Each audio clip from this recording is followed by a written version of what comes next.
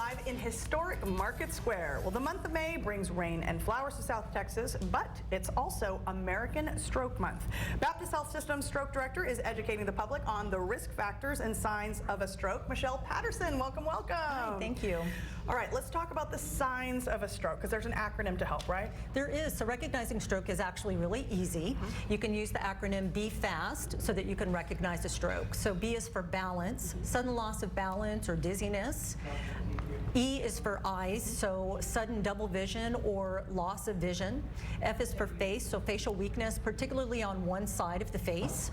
A is for arms, so you're looking for arm weakness. So you can ask the individual to raise their arms, and if one side is weaker than the other, then there's a high probability that they're having a stroke. And then S is for speech, so sudden abnormal speech. It could be slurred speech, it could be saying words that make no sense, or it could even be suddenly you're just not talking and communicating anymore. And then T is for time.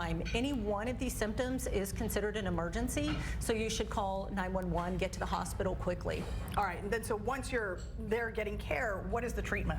So the treatment, there's a couple things that we do, and it is time sensitive. So the faster you can recognize signs and symptoms, and the faster you get to the hospital, then the more likelihood that you can qualify for one of these treatments. So one is a medication that's given through the IV that can actually do some clot busting and then get blood flow back to the brain. The other is actually a procedure where we can actually go inside the brain and actually, or the blood vessels that feed the brain, and actually extract a clot. And then there is one other medication that we can do. If you've been taking a blood thinning medication, then we can also give you a counteractive medication to try to limit and stop the amount of bleeding that's occurring.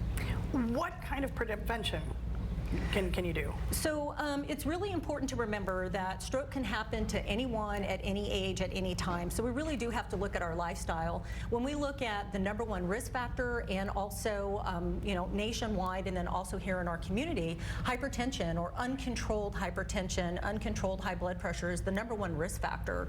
So it's important that you're monitoring your blood pressure routinely. It may be normal today, it might not be normal at the end of the year, so you want to be monitoring your blood pressure. Also, if you are taking any medications, you want to continue to take those as prescribed. Don't let them run out. They're very important.